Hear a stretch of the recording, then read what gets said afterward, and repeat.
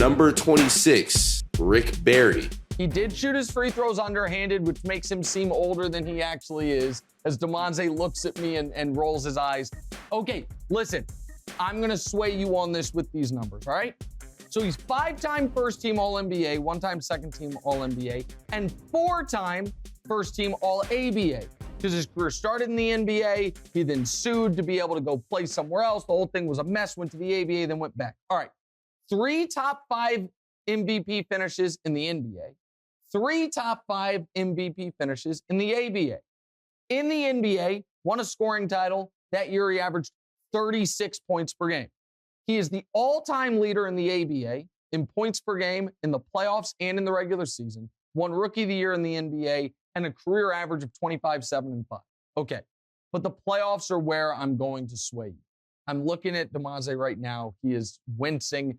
But this picture, again, showing him shooting the underhand free throw is not the greatest thing ever. Okay, career in the playoffs, 27 points per game. He is the all-time leader for points per game in the NBA Finals. More than Michael, more than LeBron, more than Wilt, the all-time leader. He was the best player on 3 finalists. He won 1 title and won a Finals MVP.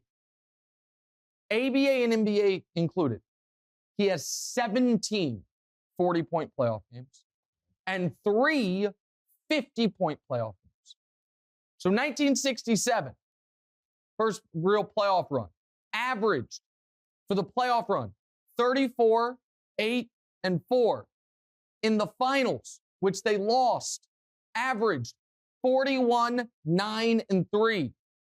Down 0-2 in the finals in 1967 before he left for the ABA. 55, 12, and 5. Game 6 to try to stay alive. They end up losing by 3. Throws up 44 points. He then leaves and goes to the ABA. In the ABA, 1970, averaged 40 and 10 in round 1 and lost in 7. And in that game 7, scored 52 points. 1971, the very next year, they lose in round 1 again. What does he do? Averages 34, 12, and 4, including game 6. So the previous year, they lose in game 7, he scores 52. This year, they lose in game 6, he scores 45. So the very next year, how does the playoffs start for him? A 50-point game. Averages for the playoff run, 31, 7, and 4. Gets to the finals in the ABA and loses. Now he's back in the NBA, 1975. Let's go through it because it's pretty legendary. 1975, first game of the playoffs. 39 points, 5 rebounds, 11 assists, and 8 blocks. 39, 5, 11, and 8 to start the playoffs.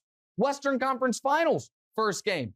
38 points, 5 rebounds, 4 assists, 5 blocks. When he's down 3-2 in the Western Conference Finals, not only did he come back and win in game 6, 36 points, 8 rebounds, 3 assists, 7 blocks.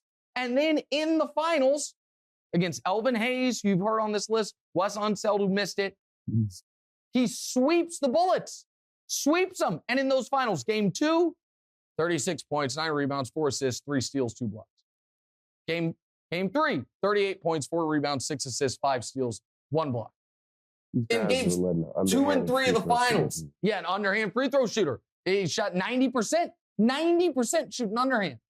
I've heard it's more accurate. It is more accurate, but no, everybody's too prideful to do it. So listen, nobody liked Rick Barry.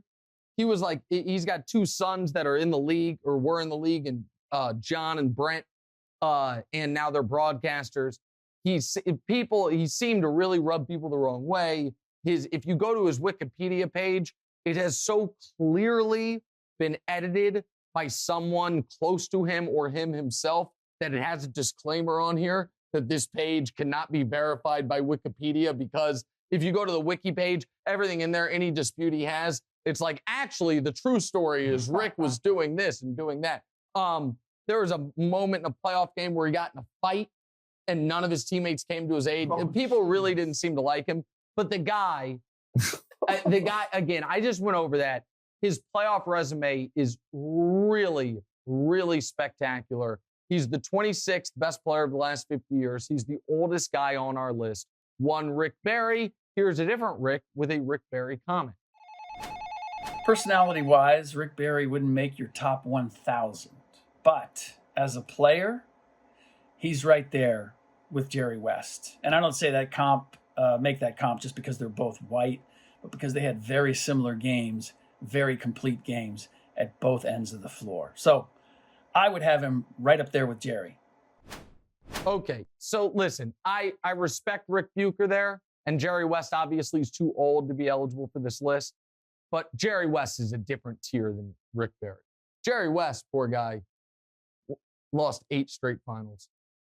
Career 1-8 in the finals. Just kept losing to the Celtics. Kept going to the finals and kept losing to the Celtics. Then finally won in 72, the team we were talking about before. But Jerry West also had, again, a little respect for Jerry West here.